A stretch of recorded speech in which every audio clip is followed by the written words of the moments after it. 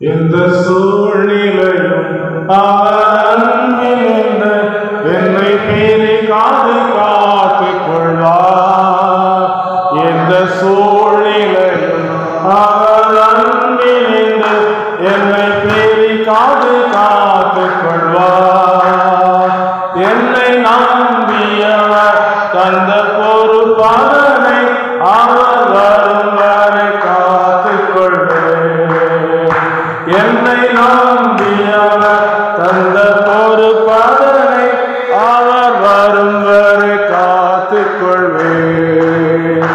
ஆனந்தமே பரமானந்தமே இது மாபெரும் பாக்கியமே. இந்த பாதலத்தின் சொந்தக்காரர் எந்த உள்ளத்தின் சொந்தமானார். இந்த பாதலத்தின் சொந்தக்காரர் எந்த உள்ளத்தின் சொந்தமானார். ஆண்டவராகிய இயேசு கிறிஸ்து எனக்கு நமக்கு சொந்தமாகிவிட்டார். ரோமர் 8ஆம் அதிகாரம் 36ஆம் வசனத்தில் இப்படியாக சொல்லப்பட்டிருக்கிறது, கிறிஸ்துவின் அன்பை விட்டு நம்மை பிரிப்பவன் யார்? இந்த ஒரு வார்த்தை சொல்லப்பட்டிருக்கு. கிறிஸ்துவின் அன்பை விட்டு எந்த சூழ்நிலையாவது பிரித்து விட முடியுமா? ஏன் பிரிக்க முடியாது? அவர் நமக்கு பாராட்டின அன்பு பெரிது. அவருடைய அன்பை நாம் நினைத்து பார்ப்பதற்கு இந்த திருச்சபை நமக்கு ஒரு உடன்படிக்கையை வைத்திருக்கிறது. 1 கொரிந்தியர் 11ஆம் அதிகாரம் 24-25 சொல்லப்பட்டிருக்கு. நினைவு கூறுங்கள், இந்த அன்பை நினைவு கூறுங்கள். இந்த அன்பை நினைவு கூறுவது இந்த திருச்சபையிலே வரும்பொழுதெல்லாம், சிலுவையை நோக்கி பார்க்கும் பொழுது இந்த அன்பை நினைவு கூறுகிற ஒரு பாக்கியம் நமக்கு கிடைக்கிறதை நாம் மறந்து போக முடியாது. இந்த அன்பை குறித்து தான் இன்றைக்கு நாம் சிந்திக்க போகிறோம். அன்பர் அன்பை யாரால் கூறலாம், ஆச்சரியம் அன்பாகவே இருக்கும் என் நேசர். அன்பின் உயரம் ஈழமகலம் ஆழமகலம் யாரால் கூடும், அன்பரின் பேரன்பை இங்கு அழகாய் கூற யாரால் கூடும். எல்லா ஜனமும் மையானாலும் எல்லா மரமும் பேனாவானாலும் ஆகாயத்தை தாளாக்கி அதிலெல்லாம் எழுதினாலும் அன்பின் அம்சம் எழுதி தீர்க்க அன்பு எங்கு தானுண்டு. ஆண்டவருடைய அன்பை நினைத்து பார்க்கும் பொழுது இப்படி ஒரு அன்பு கிடைக்குமா? இப்படி ஒரு பாசம் கிடைக்குமா?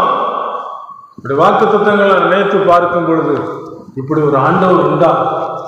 இந்த உலகமே ஆச்சரியப்படத்தக்க அளவிலே பரலோகத்தை படைத்த தேவன் இந்த பூமிக்கு இறங்கி வந்தது பெரிய பெரிய ஒப்பற்ற மாசத்தன்.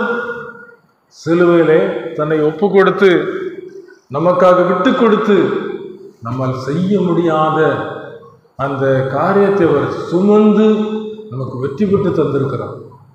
இந்த சிலுவை என்பது வெற்றியின் சின்னம். இந்த கோபுரத்தின் உச்சியில் உயர்த்தப்பட்டிருக்கிறது. இதற்கு காரணம் என்ன? இயேசு வெற்றி பெற்றார். சிலுவை சுமந்து சிலுவையில் பாடுகளை அனுபவித்து வெற்றி சிறந்தார். ஒரு நாள் ஆஸ்பத்திரியிலே ஒரு முதியவர் ட்ரீட்மெண்ட்டுக்காக சேர்க்கப்பட்டிருந்தார். அப்படி சேர்க்கப்பட்டிருந்த அந்த மனிதர் சுகவீனமாயிருந்த ரத்தம் குறைவாக இருந்தது. ஆகவே அவருக்கு ரத்தம் கொடுக்க வேண்டும் என்று சொல்லி மருத்துவர்கள் சொன்னார்கள். அந்த ஆலோசனை கேட்டு உற்றார் உறவினர் எல்லாரும் நான் கொடுக்கிறேன், நீ கொடுக்கிறேன்னு சொல்லி எல்லாரும் முந்தி அடித்து வந்தார்கள். யாருடைய ரத்தமும் பொருந்தவில்லை.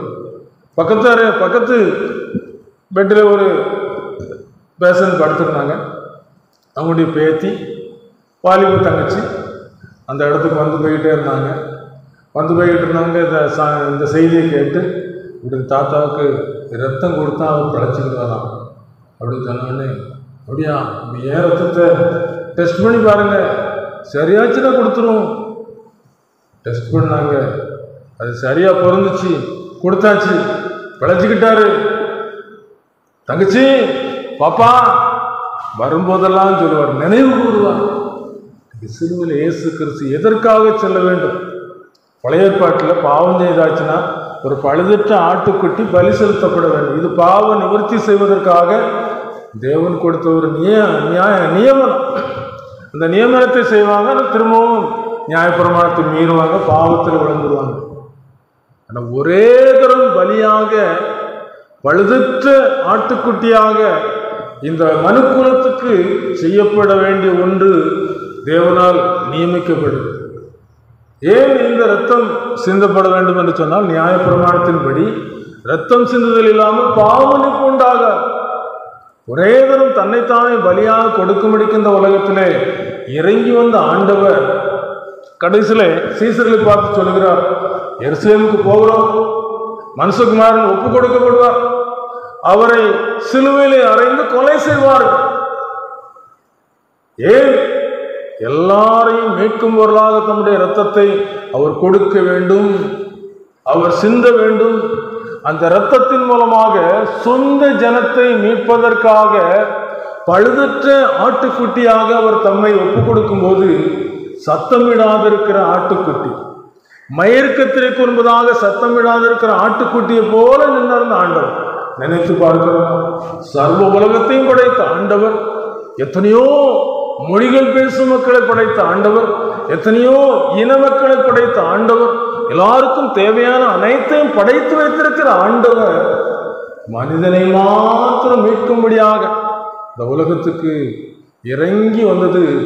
தேவனுடைய அன்பு, இவ்வளவாய் அன்பு கூர்ந்தார், இவ்வளவாய் அன்பு கூர்ந்தார். ஏனென்று சொன்னால், இந்த ரத்தம் கொடுக்கப்பட வேண்டும், ரத்தம் சிந்தப்பட வேண்டும். ஒரு நாள் இங்கிலாந்து தேசத்துல ஒரு கப்பல் துறைமுகம் பக்கத்துல வந்துச்சு. ஆனா அந்த கப்பல்ல மாலுமி அறைக்குள்ள நெருப்பு பத்தி, மாலுமி அறை முக்கியமான சின்ன சுக்கான்தான் அந்த கப்பலை துறைமுகத்துல கொண்டு சேர்க்க முடியும். அந்த மாலுமி அறைக்குள்ள நெருப்பு பிடிச்சுக்கிட்டு, நெருப்பு பிடிச்சவன இந்த மாலுமி என்ன செஞ்சாருன்னா, தான் தப்பி போனா போயிருக்கலாம், ஆனா தப்பி போக நினைக்கல. திரளான மக்கள் இருக்காங்க, ஆயிரக்கணக்கான மக்கள் இருக்கிறாங்க, இவங்களை காப்பாற்றி ஆகணும், நம்ம உயிர் போனாலும் பரவாயில்ல அப்படி என்று சொல்லி அந்த மாலுமி வேற ஒன்றும் யோசிக்கல, துறைமுகத்தில் கொண்டு சேர்க்கிற வண்ணமாக அந்த சுக்கானை பிடித்து துறைமுகத்தில் கொண்டு சேர்த்துட்டார். ஆனால் அவருடைய உடம்பு எரிஞ்சு போச்சு, கறிக்கட்டையா இருக்கிறார். துறைமுகத்தில் போய் இறங்கி மக்கள்லாம் மாலுமி அறைக்குள்ள ஓடுறாங்க. மாலுமிக்கு என்னாச்சு? அவருக்கு விரும்பப்படுத்த ரூபம் இல்லாத இருந்தது. நம்மை மீட்பதற்காக, நம்மை ரட்சிப்பதற்காக, நம்மை காப்பாற்றுவதற்காக கொல்கத்தா மலை என்று சொல்லப்பட்ட மலைக்கு சென்றார். நகரத்தின் வாசலுக்கு புறம்பே பாடுபட்டார், நகரத்தின் வாசலுக்கு புறம்பே பாடுபட்டார். அவருடைய அன்பு, அவருடைய அன்பு. ஒரு நாள் சென்னையிலே மழை நன்றாக பெய்திருந்தது. மழை நன்றாக பெய்திருக்கும் போது அந்த மழை தண்ணீரிலே ஒரு மின் கம்பி அறுந்து கிடந்தது. ஒரு மின் கம்பி அறுந்து கிடந்ததை மக்கள் அறியாமல் அந்த இடத்துல நடமாடி கொண்டிருந்தார்.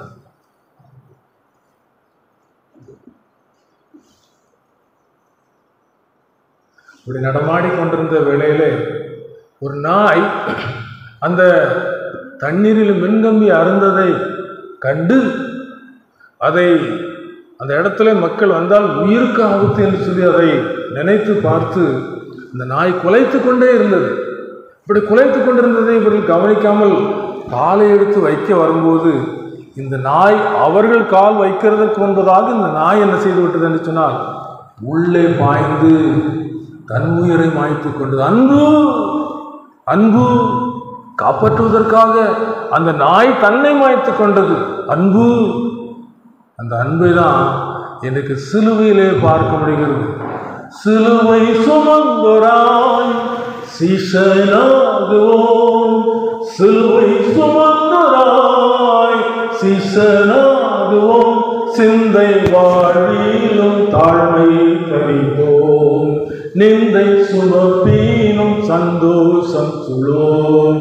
இயேசு தாங்குவார், அவரே சுமப்பார், ஒரு போதும் கைவிடவே மாட்டார். இயேசு தாங்குவார், அவரே சுமப்பார், ஒரு போதும் கைவிடவே மாட்டார். அல்லேலூயா, அல்லேலூயா, அல்லேலூயா, அல்லேலூயா. இன்னைக்கு நாம் சிலுவையை சுமக்கிறதுக்கு பதிலாக அவர் சிலுவை சுமந்தார். சிலுவையில் அடிக்கப்படுவதற்கு பதிலாக அவர் அடிக்கப்பட்டார். நாம் நொறுக்கப்படுவதற்கு பதிலாக அவர் நொறுக்கப்பட்டார். நம்முடைய உயிரை மீட்பதற்காக.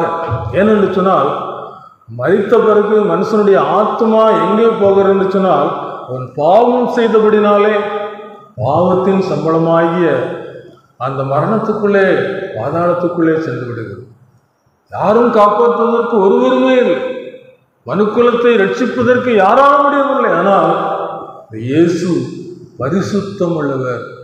அவரை பாதாளம் மேற்கொள்ள முடியாது, மரணம் ஜெயிக்க முடியாது. ஆகையினால இறங்கி வந்து மரணத்தை ஜெயித்தார், பாதாளத்தை மேற்கொண்டார், வெற்றி சூடினார்.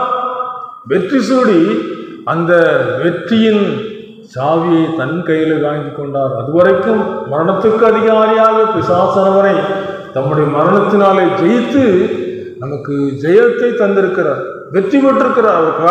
கல்லறை இன்னைக்கும் திறந்திருக்கிறது. ஆகையினாலே அகத்திய முனிவர் சொல்லுகிறார், வணங்குவாய் ஜெகஜோதி ஒருவனாகி மாநிலத்தை ஒரு நொடியில் வகுத்து மண்ணின் குணமான சம்சாரம் ஒன்றில்லாமல் குவலயத்தில் தானுதித்து குருவாய் வந்து தவத்தை காட்டி அன்பான சித்தர்களை இருத்துவிட்டு அகண்ட ஸ்தலம் சென்றவரை அண்டுவாயே. பூமியிலே கிறிஸ்துவின் அன்பை விட்டு நம்ம எதுவுமே பிரியான்னு சொன்னால், இந்த அன்பு நம் உயிரை காப்பாற்றி இருக்கிறது, நம் உயிரை மீட்டு தந்திருக்கிறது. நமக்கு உயிர் தந்த ஆண்டவரை நம்ம மறக்க முடியுமா? மறக்கவே முடியாது. குடும்பத்தில் யாராவது ஏதோ ஒரு விபத்தில் சிக்கிட்டாங்க, ஆபத்தில் மாட்டிக்கிட்டாங்கன்னு நம்ம என்ன செய்வோம்? போய் எப்படி அடிபட்டுச்சு, என்ன பட்டுச்சுன்னு சொல்லி விசாரிப்போம். இதை போல 2000 ஆண்டுகளுக்கு முன்பதாக நமக்காக ஒரு உடன்படிக்கையின் இரத்தமாக நமக்கு கொடுத்திருக்கிற ஆண்டவரை நினைத்து பார்க்கும் பொழுது என்ன நடக்கிறது தெரியுமா? இந்த அன்பு உறுதிப்படுகிறது. இந்த அன்பின் மூலமாக நம்முடைய வாழ்க்கையிலே சாவு மங்களமாக மாறுகிறது. ஒரு நாள் பணித்தளத்திலே ஊழியம் செய்து கொண்டிருந்த ஒரு மிஷனரி, அவருக்கு ஒரு பலவீனம், அந்த பலவீனம் அவருக்கு வரணும்னு சொல்லி மிஷனரிகள் அறிந்து அவங்களுக்கு நல்ல சத்தான ஆகாரங்களை கொடுத்து அவங்கள அனுப்புவது வழக்கம். ஒரு நாள் இந்த மிஷனரி என்ன செய்தாருன்னு சொன்னால், அந்த சத்தான ஆகாரத்தை சாப்பிடாம போயிட்டார். அவருக்கு பிக்ஸ் வந்துட்டு, பிக்ஸ் வந்தவொடனே அவங்க சத்தம் போட்டு, பிக்ஸ் வந்துட்டப்போ நீ இந்த ஆகாரத்தை சாப்பிடாம ஏம்பான்னு சொல்லி சத்தம் போட்டவொடனே இவர் வருத்தத்தில் படுத்து தூங்கிட்டார். தூங்கும்போது அவருக்கு ஒரு காட்சி, அவருடைய அம்மாவும் அவங்க அப்பாவும் அந்த சொப்பனத்தில் வந்து அங்கே சொன்ன மாச்சு, நீ இவங்க பின்னால் போகாதன்னு சொல்லி அப்படின்னு சொல்லி கையை பிடிச்சி கூட்டி என் கூட வான்னு சொல்லி கூட்டு போயிட்டு ஒரு பெரிய ஒரு பாதாளமாக இருக்கிற இடத்துல கொண்டு விட்டுட்டு மறைஞ்சிட்டாங்க. பார்த்துருக்கிறான், ஐயோ இயேசுவே, பாதாளத்துக்கிட்ட கொண்டு தகப்பனும் தாயும் கொண்டு விட்டுட்டு போயிட்டாங்களேன்னு சொல்லி இயேசுவேன்னு சத்தம் போட்டான், முழிச்சுக்கிட்டான். அதுக்கப்புறம் தான் அவனுக்கு அந்த அக்கறை தெரிஞ்சிருக்கு, ஒரு தெளிவு தெரிஞ்சிருக்கு. என்னை பாதாளத்துக்கு கொண்டு போகிறதுக்கு ஒரு சக்தி செயல்பட்டு கொண்டிருக்கு, பரலோகத்துக்கு கொண்டு போகிறதுக்கு அன்பு இறங்கி வந்திருக்கு. அன்பு என்ன நெருக்கிக்கிட்டு இருக்கு, அந்த அன்பு நெருக்கியே ஆகினால இந்த அன்பு தான் பெருசுன்னு சொல்லி புறப்பட்டு போனான், வேகமாக போனான். ஐயா, எல்லாரும் இயேசுவை சொந்த ரட்சகரை ஏற்றுக்கொள்ளுங்க, பாவத்தை மன்னிக்கிறதுக்காக பாடுபட்டு இருக்கிறார். அவரை ஏற்றுக்கொண்டீங்கன்னா இந்த பாவம் மன்னிக்கப்படும், உங்களுக்கு பரலோகம் கிடைக்கும். மரணத்துக்கு பின் ஒரு வாழ்க்கை இருக்கிறது. மறக்க வேண்டாம், மறக்க வேண்டாம், மறக்க வேண்டாம், மறக்க வேண்டாம், மறக்க வேண்டாம், மறக்க வேண்டாம். இயேசு சொன்னாரே, பாதாளத்திலே ஐஸ்வர்யவான் வேதனைப்படுகின்றான், ஏழை லாசருவோ ஆபிரகாம் மடியில் சந்தோஷமாய் அமர்ந்திருக்கின்றான். மரணத்துக்கு பின் ஒரு வாழ்க்கை இருக்கிறது. மறக்க வேண்டாம், மறக்க வேண்டாம், மறக்க வேண்டாம். இந்த சிலுவையிலே ஆண்டவர் செய்த இன்னொரு காரியத்தை நாம் சிந்தித்து பார்க்கும் பொழுது அந்த காரியம் என்னவென்று சொன்னால், கொலோசையர்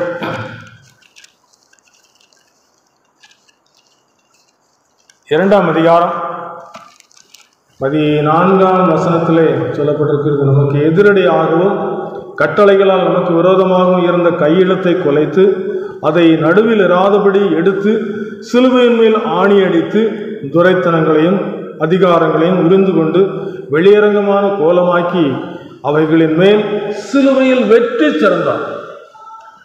சிலுவையின் அன்பு நம்முடைய வாழ்க்கையை எதற்கு ஈடுபடுகிறது, இடைபடுகிறது என்று சொன்னால் வெற்றி, வெற்றி, வெற்றி. மரணத்தில் வெற்றி, பாதாளத்தில் வெற்றி, பரிசுத்தத்தில் வெற்றி. யார் வேதத்தினுடைய காரியங்களை ஆராய்ந்து பார்க்கும் பொழுது பரிசுத்தம்தான் நமக்கு மிக மிக முக்கியமானது. ஏன்னு சொன்னால், அந்த உலகத்தில் படைக்கப்பட்ட பாவத்தில் வாழ்ந்து மடிந்து கொண்டிருக்கிற மக்களுக்கு பரிசுத்தம் எங்கே போனாலும் கிடைக்காது, எவ்வளோ காசு கொடுத்தாலும் கிடைக்காது. ஆனால் சிலுவைகிட்ட போகும்போது ஒரு பரிசுத்தமாக்கி அவர் நம்மை ஒரு குழந்தையை தாய் சுத்திகரிப்பது போல சுத்திகரிக்கிறான். சுத்திகரிப்பாங்க பெற்றுக்கொண்டதுனால இந்த சிலுவையின் அன்பை ருசித்து பார்த்து கொண்டே இருக்கிறோம். சிலுவையின் அன்பின் மூலமாக இந்த பரம ரகசியத்தின் ஆசீர்வாதத்தை சொல்லிக்கொண்டே இருக்கிறோம். ஏன் தெரியுமா, ஒரு நாள் ஒரு மருத்துவ பணியை முடித்து விட்டு வரும்போது இப்படி வந்தார். ஒரு நாய் அடிபட்டு கிடந்துச்சான். நாய் அடிபட்டு கிடந்தவுடனே அதை கொஞ்சம் நம்ம டிக்கில் தூக்கி போட்டு காப்பாற்றிடலாம்னு சொல்லி கொண்டு போய் வீட்டில் போய் அவர் மருத்துவம் செய்து அதை கட்டு போட்டு அனுப்பிட்டார். அது சோமானவுடனே ரொம்ப சந்தோஷம், எங்கே பார்த்தாலும் வாலாட்டிக்கிடும், ஒரு நன்றியை தெரிவிச்சுக்கிடும். கொஞ்ச நாள் கழிச்சு திடீர்னு ராத்திரி வீடு தட்டுற மாதிரி சத்தம் கழிச்சு, ஆனால் மனுஷன் தட்டுற மாதிரி இல்லை. இந்த சுகப்படுத்தி விட்ட நாய் அவருடைய கையை பிடிச்சி இழுத்துட்டு போய் தன்னை போல இன்னொரு நாய் அடிபட்டு கிடக்கிறத காமிச்சு அந்த அப்படியே முகத்தை எட்டி பார்க்க அவருக்கு புரிஞ்சுக்கிட்டு, ஒன்றை சுகப்படுத்தினது போல இதையும் சுகப்படுத்துன்னு சொல்லி, அப்படிப்பட்ட ஒரு அன்பு தான் இயேசுவின் அன்புமா.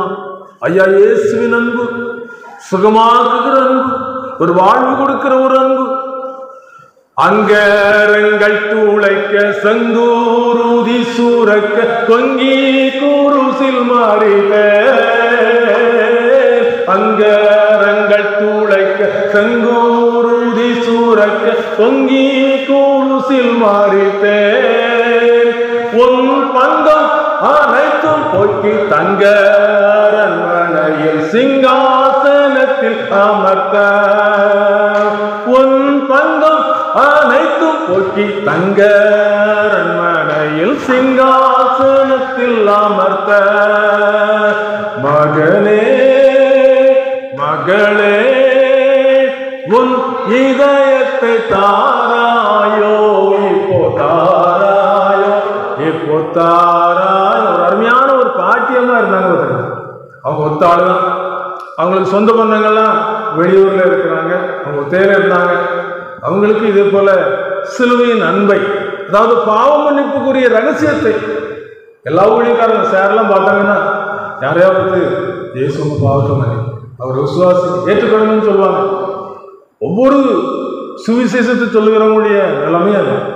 இயேசுவை நோக்கி பாருங்க, அவங்க பாவத்தை மன்னிப்பாங்க, லோக வாழ்வு தருவாங்க, நித்திய ஜீவன், நித்திய காலமா வாழ்றது, தங்க அரண்மனை, மகிமையான இடம், ஜோதியா ஜொலிக்கிற இடம், மாட்சிமிகு மோட்ச நகருக்குள்ள கொண்டு சேர்ப்பாங்கன்னு சொல்லி சொல்லுவாங்க. இந்த பாட்டிக்கு நல்ல கழுத்தா இருக்கும்போதே சொல்லியாச்சு, பாட்டி நமக்கு இந்த உலகம் சொந்தம் இல்லை, பலத்தின் மிகுதினால் 80 வருஷம் 100 வருஷம்.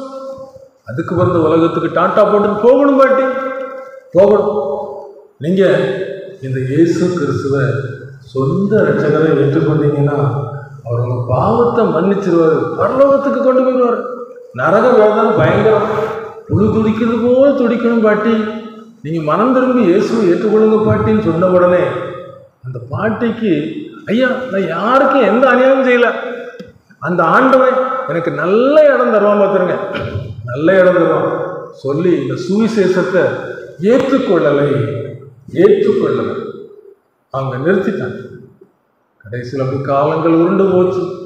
உருண்டு போன பிறகு சாது சுந்தர் சிங் புஸ்தகத்தில் சொல்லியிருக்காரு பார்த்தீங்களா, இந்த மாம்சத்துக்குரிய கண்ணு மூடும்போது ஆவிக்குரிய கண்ணு ஒன்று திறக்கும். நம்ம மாம்சத்தில் இருக்கிற நமக்குள்ள ஒரு ஆவி இருக்கு, ஆத்மா இருக்கு. இந்த ஆத்மா கரைப்பட்டு போச்சு, பாவ கரைனாலும் கரைப்பட்டு போச்சு. இந்த உலகம் நமக்கு ஆசை காட்டிக்கிட்டே இருக்கு. உலகையின் நம்பாதே நம்பாதே அதின் ஈச்சையாவும் அழியும் ஒளியும் உன் ஜீவன் போகும் நாளிலே ஓர் காசும் கூட வராதே சொல்லி, அப்போ ஒரு காசு கூட வராது.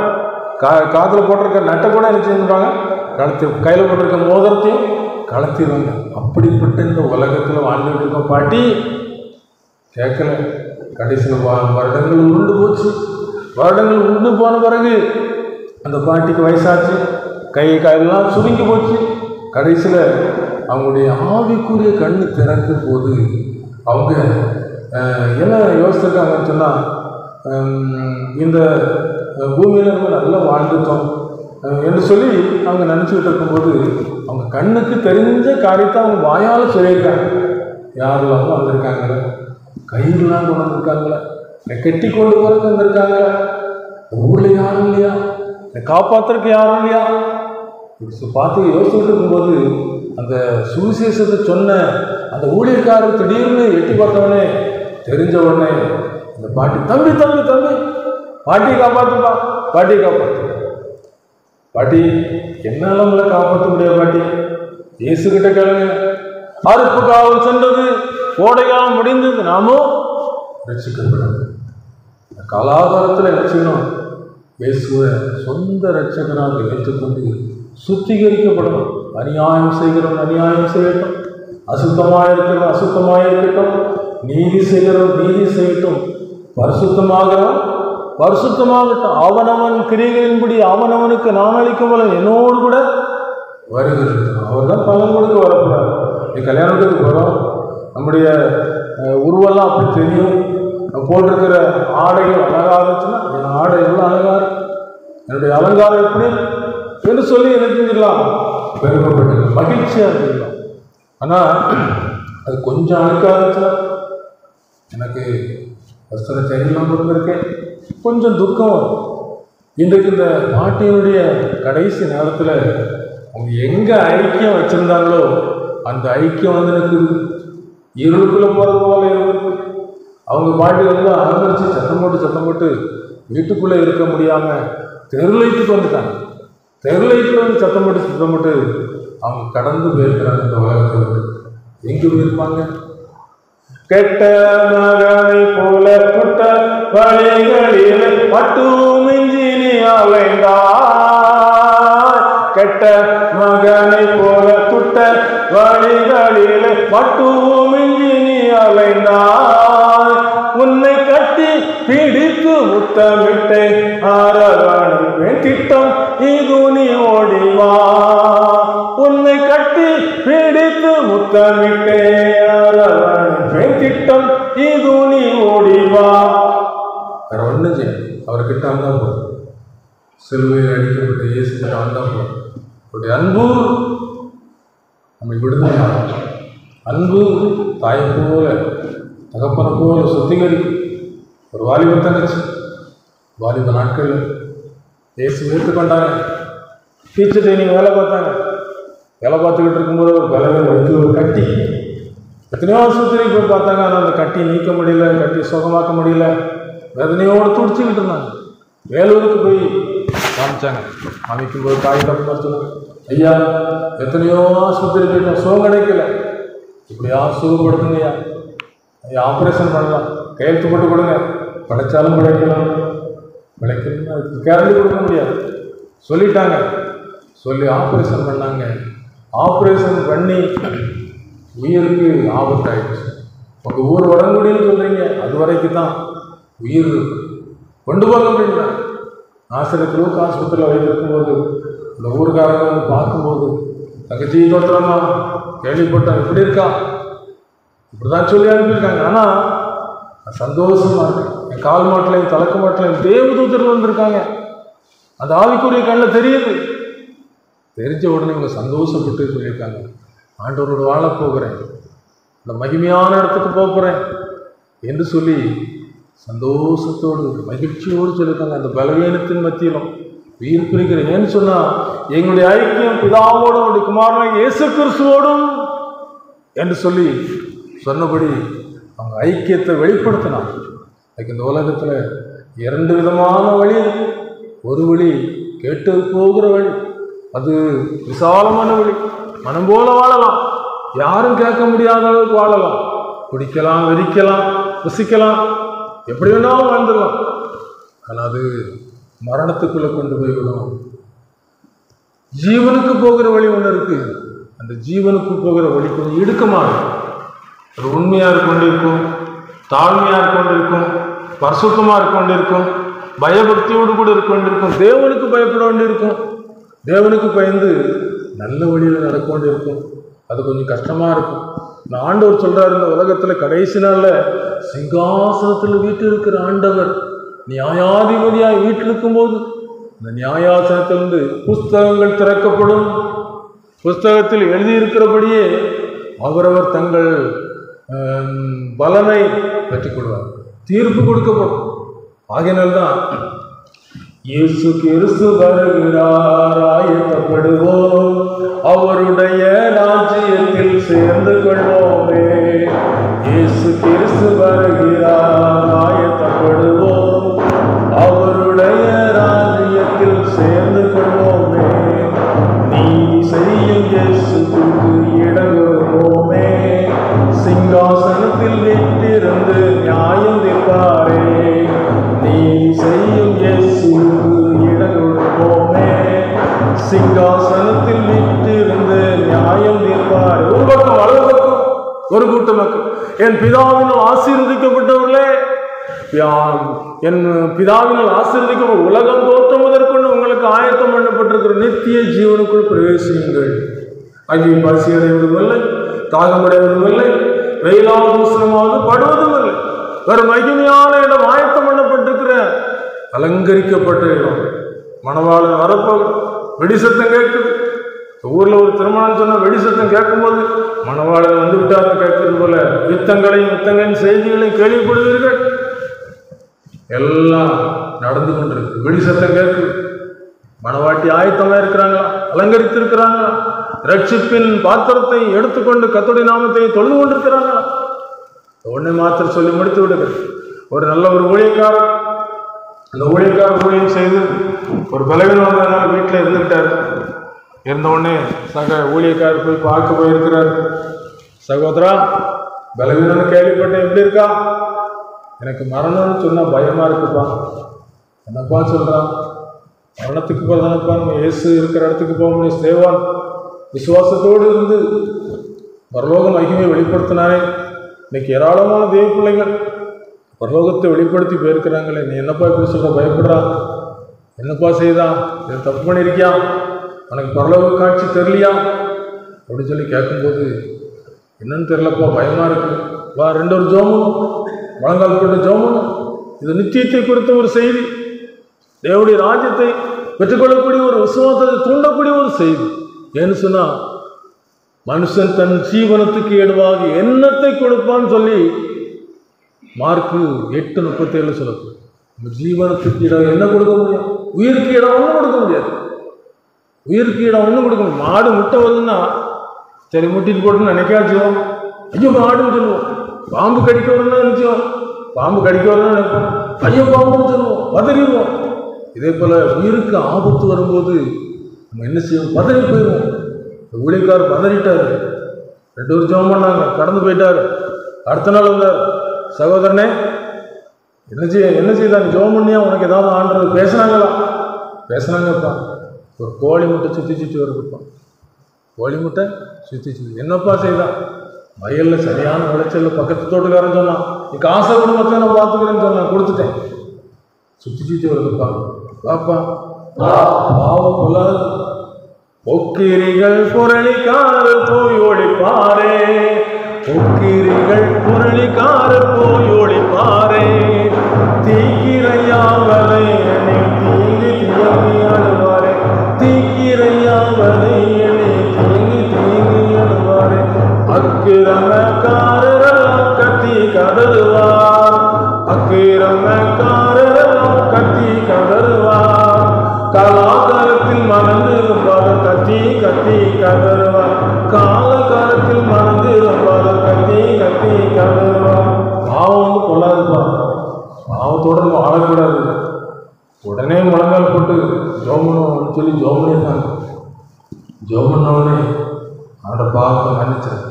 எந்த பாவியும் புறம்பேத்தலாதான், எந்த பாவியும் புறம்பேத்தலாம். நல்ல செய்தியை ஏற்றுக்கொண்டான். இந்த விண்ணுக்குரிய ஆசீர்வாதம் இந்த பூமியில் அனுபவிக்கலாம்.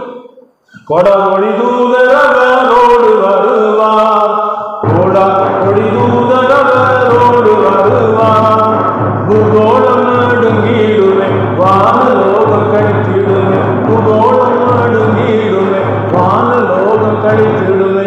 வானலோகம் கழிப்பாங்க. மனலோகத்தில் மகிமையான தூதர்லாம் வருவாங்க. நீங்கள் நம்ம தூதர்லாம் பார்க்கல, தூதர்லாம் வருவாங்க. இந்த தங்கச்சி தூதர்கள் வந்திருக்காங்கன்னு சொல்லி கடந்து போயிட்டாங்க தேவனுடைய ராஜ்யத்துக்கு.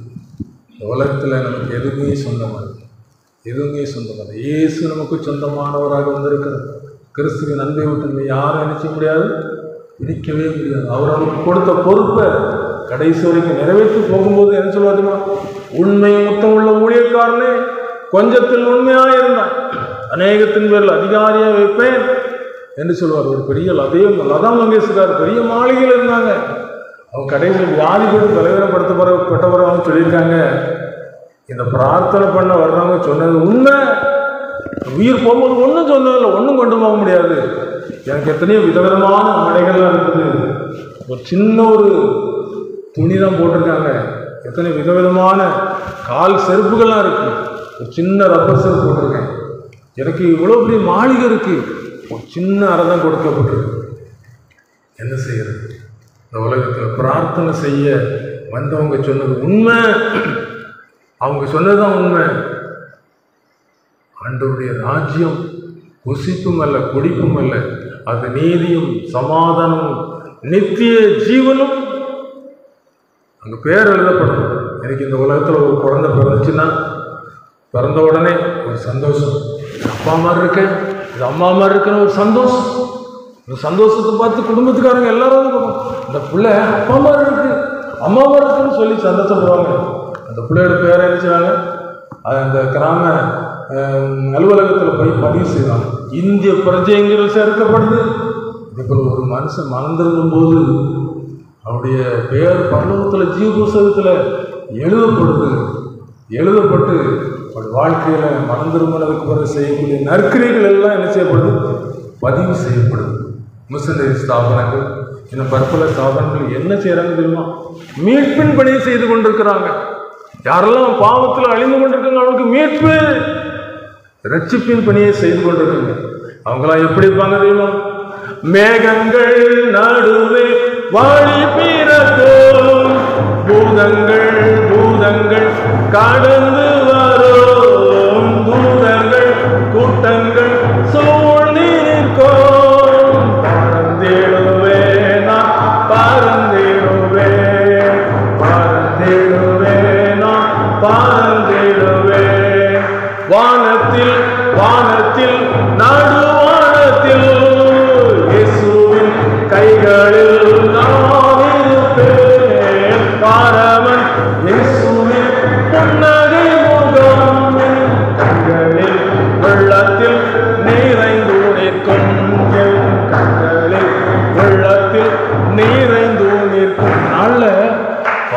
கோபத்தின் கீதங்களும் வதைக்கும் சொல்லப்பட்டிருக்கு. நரகத்துல பயங்கரமான வேதனைகள் இருக்கும் சொல்லப்பட்டிருக்கு. ஏன் தெரியுமா? பிசாசுக்காக அவருடைய தூதர்களுக்காக ஏற்படுத்தப்பட்ட அந்த இடம் அப்படிப்பட்ட ஒரு நித்தியகாலமான ஒரு அக்னி கடல் சொல்லப்பட்டிருக்கிற ஒரு இடம். அந்த நியாயத்திற்குள்ள யாரெல்லாம் அந்த பக்கம் தள்ளப்படுறாங்க, நித்திய ஆக்கினைக்கு போறாங்களோ, கோபத்தோடு சண்டையோடு பிரச்சனையோடு தேவனுடைய அன்புக்கு பங்காளிகளாக இல்லாதவங்க அங்கே போயிடுவாங்கன்னு சொல்லப்பட்டிருக்கு. அன்புக்குரிய தேவனுடைய பிள்ளைகளை கொடுத்துருக்கிறோம். அவனுடைய அன்பை விட்டு எதுவுமே பிடிக்காத அளவு அந்த அன்பிலே உறுதிப்பட்டவர்களாய் நிற்பதற்கு இந்த வேத வசனங்கள் பல இடங்களிலே ஏவிக்கொண்டு இருக்குது. சற்று ஜெபம் குறைஞ்சிருக்கலாம், வேத வசனத்தை வாசிக்கிறது குறைஞ்சிருக்கலாம், தேவனோடு உள்ள தொடர்பு குறைஞ்சிருக்கலாம். இன்றைக்கு ஆண்டவர் நினைச்சுக்கிற அந்த அன்பின் குரல்னால இழுக்கிறார். எரேமியா 4:14 சொல்லப்பட்டிருக்கு, எருசலேமே எந்த மட்டும் இந்த அக்கிரம நினைவு உன் உள்ளத்துக்குள்ள தங்கும், எப்பொழுது ரட்சிக்கப்படுவா, எப்பொழுது பல்லாப்பற கழுவப்படுவா. கழுவப்படணும் என்ன செய்யணும்னா, ஒரு தாய்கிட்ட சின்ன பிள்ளை என்ன செய்யணும், ஒப்பு கொடுக்கப்படணும். ஒப்பு கொடுத்த உடனே அந்த கழுவுன பிறகு அந்த பிள்ளை சுத்தமான ஒரு பழைய வஸ்திரமா போடுவாங்க இல்லை, ஒரு புது வஸ்திரத்தை போட்டு அலங்காரம் பார்ப்பாங்க. இதே போல நம்முடைய ஆண்டவர் அலங்கரிக்கிற ஆண்டவர் நம்மை அலங்கரித்து அவருடைய மகிமையால் நிரப்பக்கூடிய ஆண்டவர். ஆரங்கள் பூட்டி அலங்கரித்து நீனை வட்டியாக்கினது உன்னை. ஆரங்கள் பூட்டி அலங்கரித்து நீனை வட்டியாக்கினது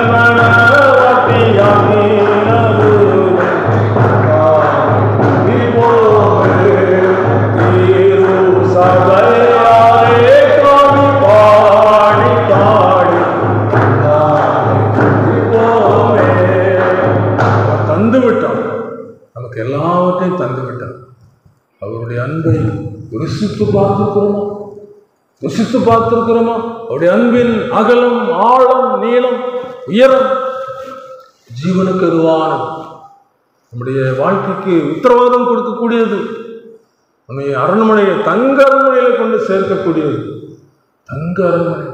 ஒரு நாள் ஒரு இங்கிலாந்து, இந்த ஒன்றையும் சொல்லி முடிச்சிடறேன், இங்கிலாந்து தேசத்துல இயேசுவை ஏற்றுக்கொண்டு அந்த மன்னிப்பின் அந்த சந்தோஷத்தை வெளிப்படுத்தும்படியாக ஒரு திட்டத்தை கொடுத்தார். என்கிட்ட கடன் நிறைய வாங்கியிருக்கீங்க, உங்க கடன்லாம் மன்னிக்கப்படும். ஒரு நாள் ஒரு தேதி குறிப்பிட்டு எங்க இடத்துக்கு வாங்க, வந்தீங்கன்னா உங்களுக்கு மன்னிப்பு தரல். கூட்டமான மக்கள் போயிட்டாங்க, போய் கூட்டமாக நிற்கிறாங்க. ஒருத்தர் உள்ள போகலை. இன்னைக்கு நிறைய பேருடைய நிலைமை தான். இயேசு கிறிஸ்துவை ருசித்து பார்க்காம வர்றாங்க போறாங்க. அப்போ இந்த அருமையான இந்த மன்னிக்கக்கூடிய மனிதங்க உள்ள ரூமில் இருக்கிறாரு. இருந்து கொண்டு என்ன சொல்றாருன்னா, யாருமே வரலையே அப்படின்னு சொல்லிட்டு இருக்கும்போது ஒரு வயசான தம்பதி ஒருத்தர் வராங்க. வந்து ஏன் பாவம் மன்னிக்க, அந்த கடன் மன்னிக்கப்படுற இடம் இதானே? ஆமாம் இதான். யாருக்காச்சும் மன்னிக்கப்பட்டிருக்கான் இல்லையே? ஏன் ஒருத்தர் உள்ள போனா மன்னிப்பு கிடைச்சிருக்கோம். இப்போ நாங்கள் ரொம்ப கடனை செலுத்த முடியாது, எங்களுக்கு பிடிச்சி வச்சுக்கிட்டாலும் பரவாயில்ல, உள்ளே போயிட்டு வரேன்னு சொல்லி போனாங்க. போய் ரொம்ப நேரம் வெளியே வரல. இவங்க போனவங்களை கூப்பிட்டு அவர் ரொம்ப சந்தோஷப்பட்டு வாங்க உங்கள் கடன்லாம் மன்னிச்சிருன்னு சொல்லி மன்னிச்சு அவங்க வெளியே போய் பார்த்தாங்க. கொஞ்சம் உட்காருங்க, இன்னும் டைம் இருக்குது, கரெக்டாக 12 மணி வரைக்கும் டைம் வச்சிருக்கு. அதுக்குள்ளே யார் வந்தாங்கன்னா அவங்களுக்கும் மன்னிக்கப்படும். நமக்கும் இந்த உலகத்தில் ஒரு குறிப்பிட்ட காலம் நினையாத நாளிகையிலேன்னு சொல்லப்படுறது. அன்புக்குரியவர்களே, உள்ளே போயிட்டோன்னா, சிலுவை நோக்கி பார்த்துட்டோன்னா பெரிய ஒரு லட்சிப்பு சந்தோஷம். வெளியே வந்தாங்க பாருங்க, மாற்று மிகும் மோட்டநகர் மகிமையை சொல்வேன், மாற்று மிகும் மோட்டநகர் மகிமையை சொல்வேன், அந்த மங்கள சேர் மாளிகைக்குள் எப்போ சேருவேன், அந்த மங்கள சேர் மாளிகைக்குள் எப்போ சேருவேன், பட்டணத்து வீதியெல்லாம் சுத்த பண்ணாமே, பட்டணத்து வீதியெல்லாம் சுத்த பண்ணாமே, அங்கே பாடுவோம் கொடாகோடி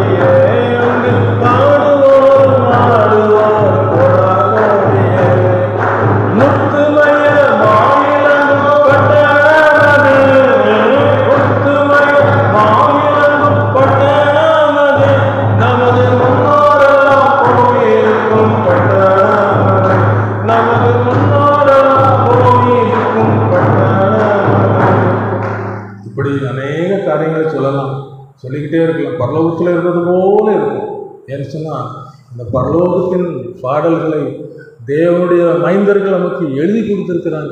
அவங்க சாட்சிகளை சொல்லியிருக்கிறாங்க. இன்னொரு அருமையான தேவனுடைய மனிதர் சாட்சி சொல்லுவாங்க, பட்டணம் பறக்க விடுறது போல பறக்க விட்டாங்க, சுண்டி இழுத்தாங்க. அவங்க ஆண்டவருக்கு பயப்படாதவங்க, துன்மார்க்கமாக போய்கிட்டு இருந்தாங்க.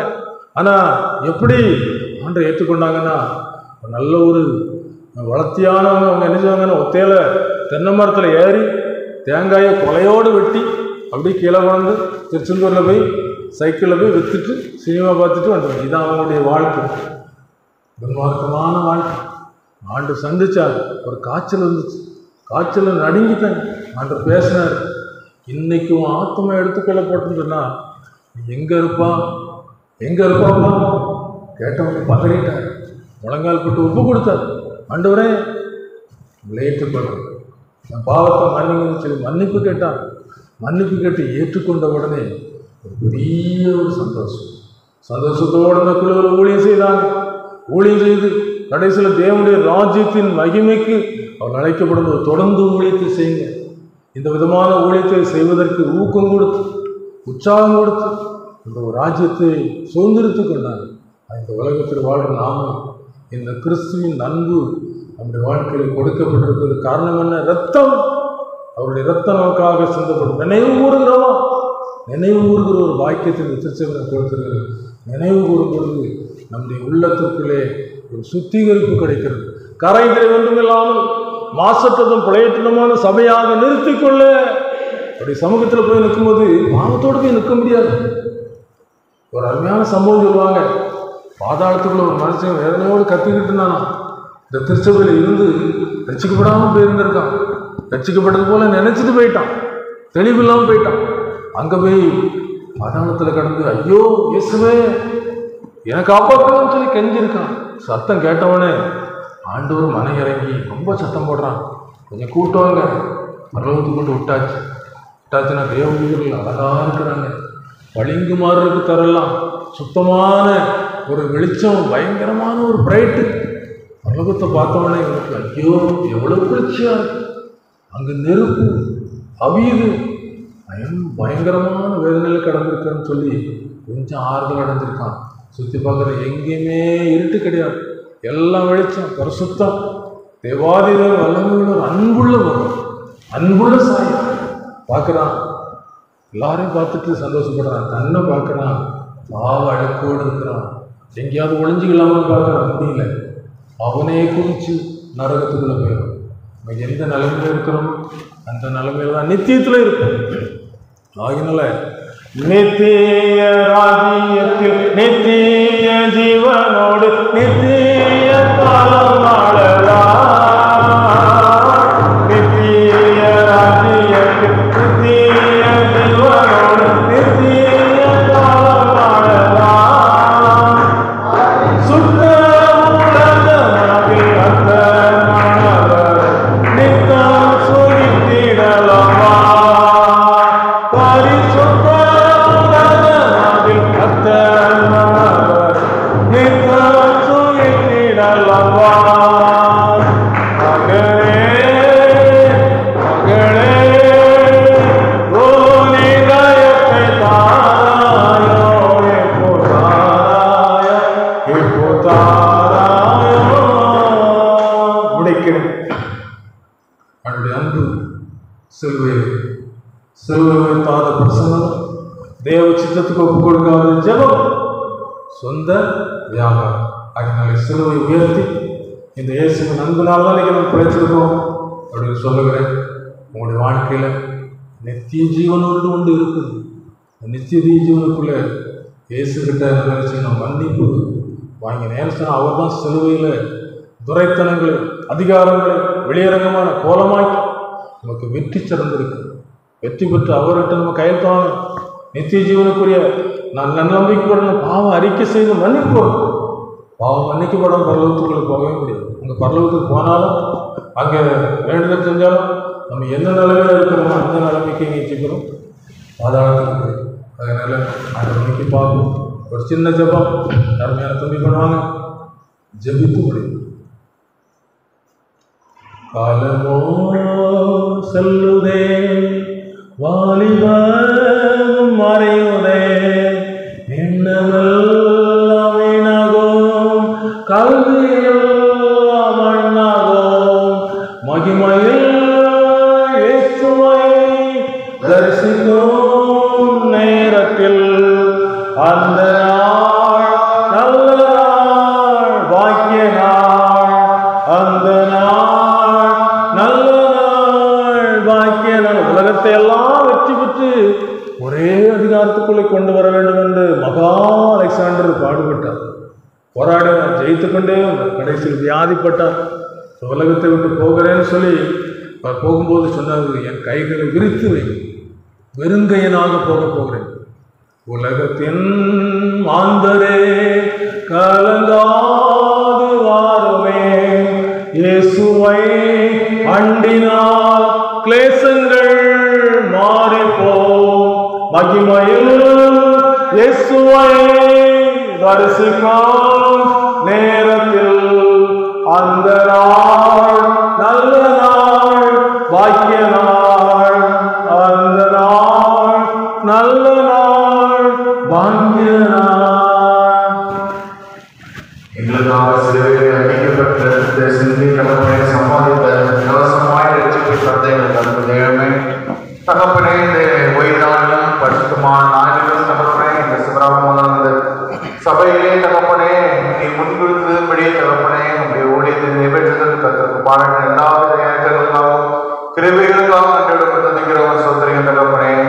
தகப்பனே இந்த நேரத்தில் தகப்பனே அன்றைய சிலுவையின் அன்பை குறித்து, அன்றைய எவ்வளவாய் எங்களுக்கு பாராட்டின அன்பை குறித்து கத்தாவே இவ்வளவு நேரம் எங்களோடு வசனத்தோடும் சாட்சியோடும் ஆதாரத்தோடும் கத்தாவே நீங்கள் பேசுனீங்க தகப்பனே. அப்பா அன்றைய இந்த அன்பை நாங்கள் எல்லாரும் உங்களுடைய வாழ்க்கையிலே பெற்று ருசிக்கிறதுக்கான கிருபைகளை எல்லாருக்கும் கொடுக்க ஜெபிக்கிறோம். விசேஷமாக திருச்சபையார் அனைவருக்கும் கட்டாவே கொடுக்க ஜெபிக்கிறேன் தகப்பனே. ஒருவன் கிறிஸ்துவுக்குள் இருந்தால் புது சிருஷ்டியாக இருக்கிறார், பலரையெல்லாம் வசனத்தின்படி தகப்பனே அன்றைய கிறிஸ்துக்களாக அனைவரும் புது சிருஷ்டியாக காணப்படுவதற்கு ஆண்டவரே திருச்சபையார் அனைவரையும் சமூகத்தை ஒப்புக் கொடுக்கிறோம் தகப்பனே. நேரத்திலே கட்டாவே நீ பேசின வார்த்தைகள் ஒன்று வீணாய் போகாதபடி யார் யாருக்காக யார் யாரா தகப்பனே ஏசப்பா எனக்கு இப்படிப்பட்ட ஒரு பரலோகத்து ராஜ்யம் வேண்டும், எனக்கு எப்படிப்பட்ட ஒரு நித்திய ராஜ்யம் வேண்டும் சொல்லி தகப்பனே இந்த நேரத்தில் ஒப்புக் கொடுக்கிறாங்க. இந்த ஒப்புக் கொடுக்கிற இதயத்தில் அதை சமூகத்தை அர்ப்பணிக்கணும் தகப்பனே. நீ காத்துக்கொள்ளுங்க ஐயா, மரண வரையிலும் பரிசுத்தமுள்ள வாழ்க்கை வாழ்ந்து நித்தியத்தை சுதந்திரத்துக் கொள்வதற்கு கிருபைகளை திருச்சபையார் அனைவருக்கும் எங்களுக்கும் தருவப்பட நான் செபிக்கிற தகப்பனே. அதை ஒன்று வீணாய் போகாதபடி இதை பேசின வார்த்தைகள் ஒன்று வீணாய் போகாதபடி நீ காத்துக்கொள்ளுங்க நாங்கள் ஜெபிக்கிறோம். ஆமாண்டவரே கர்த்தாவே, ஒருவன் ஆண்டவரே நான் மெய்யான திராட்சை செடி, நீங்கள் கொடிகள் ஆனால் நீங்கள் என்ன நினைத்திருந்தாலும் சொல்லக்கூடாது. வா மெய்யான திராட்சை செடியாகி உம்மனெடுத்து அன்றைய திருச்சபையார் நாங்களும் அனைவரும் நினைத்திருக்கிறதுக்கான கிருபைகளை தந்து நாங்கள் கனி கொடுக்கிற வாழ்க்கையை வாழ்ந்து அன்றைய கர்த்தாவே இந்த குடும்பத்தை எங்கள் வாழ்க்கையை நிறைவேற்றிக் கொள்வதற்கான கிருபை கொடுத்து நான் ஜெபிக்க தகப்பனே. அன்றைய ஒளிபெருக்கை மூலமாக கேட்டுக்கொண்டிருக்கிற அந்த வார்த்தைக்கு செவி கொடுத்து அன்றைய உங்களுடைய சமூகத்தை அர்ப்பணிக்கிற உங்களுடைய பிள்ளைகளை நாங்கள் நினைக்கிறோம். கர்த்தாவே அவர்களும் உங்களுடைய ராஜ்யத்தை பெற்றுக்கொள்ளும் தகப்பனே.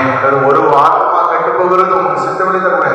ஒரு ஆத்மா மறந்திருந்தால் பகவத்து மிகுந்த சந்தோஷம் உண்டாயும் சொல்லப்படி இந்த ராத்திரியிலே மிகுந்த சந்தோஷம் பரவது உண்டாக வேண்டும் என்று நாங்கள் ஜெபிக்கிறோம். கர்த்தர் வந்திருக்கிற பிள்ளைகளை ஆசீர்வதிக்கின்றன, சிறு பிள்ளைகள் பெரியவர்கள் ஒவ்வொருவரையும் ஒப்புக் கொடுக்கிறோம். தன்னை வழிநடத்தின் ஆசீர்வதிகள் அவர்கள் கையில் செய்கிற தொழில்கள், வியாபாரங்கள், விவசாயங்கள் எல்லாவற்றையும் அவர்கள் ஆசீர்வாதத்தை கட்டிடம் ஜெபிக்கிறோம். வியாதியாக இருக்கிற, சுலபமாக இருக்கிற, விலவீனமாக இருக்கிற பிள்ளைகளை உங்க சமூகத்தை அர்ப்பணிக்கிறோம்.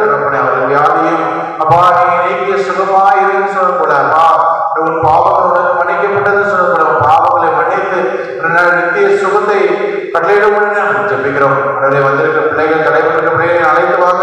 ஒரு ஆத்மாவும் போவது சித்தவில்லை தகப்பனேன்.